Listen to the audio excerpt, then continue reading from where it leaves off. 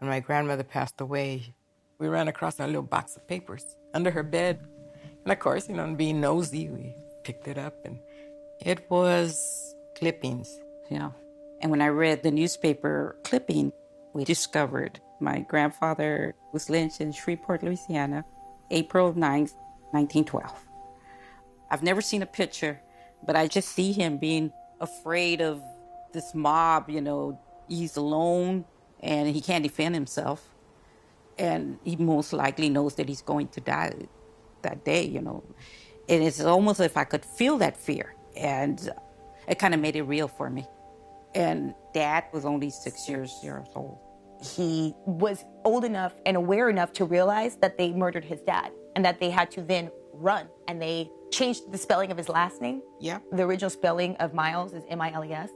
And now we spell it Myles because they were essentially trying to hide. And that's when the family uprooted and came to California. I think that since they were running from the authorities back in Shreveport, my dad changed his birthday in his birthplace. He was saying that he was born in San Francisco because he wanted to have had all his paperwork burned in the Great Fire. I think it was in 1906. And I just think that he felt safer having another name, another birthday. They couldn't attach him to that lynching. A lot of the time he preferred to be in other countries, I guess, where he felt more comfortable. And that was probably a root of it. I think my dad did not appreciate how important a father figure is in the family. I personally would have liked to have my dad around a lot more. But since he grew up with just women, his mom, his grandmother, maybe he didn't realize that, I should be more present in the family. When you see the whole picture, the puzzle comes together.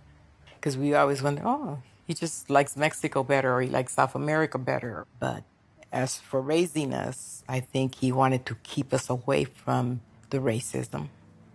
And that was his way of doing it. You never know the whole story as to why. I didn't realize that you guys only found out once your grandmother died and then you found the clippings. I didn't even know that.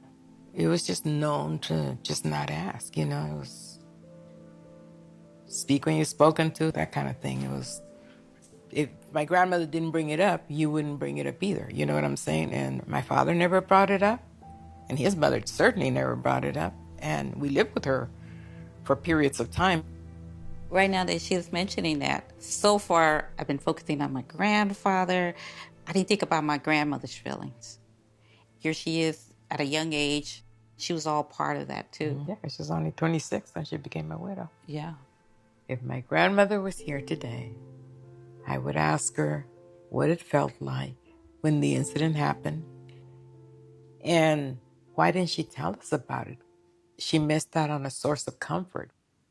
And I don't think we would have judged her. I think we would have felt, wow, you went through a lot, When I found out all that information, I started crying, mostly for my grandfather, the pain he went through, and then crying for my mom and her family, because I started to understand how the pain that he suffered affected his relationship with his family, how something like this can impact generations.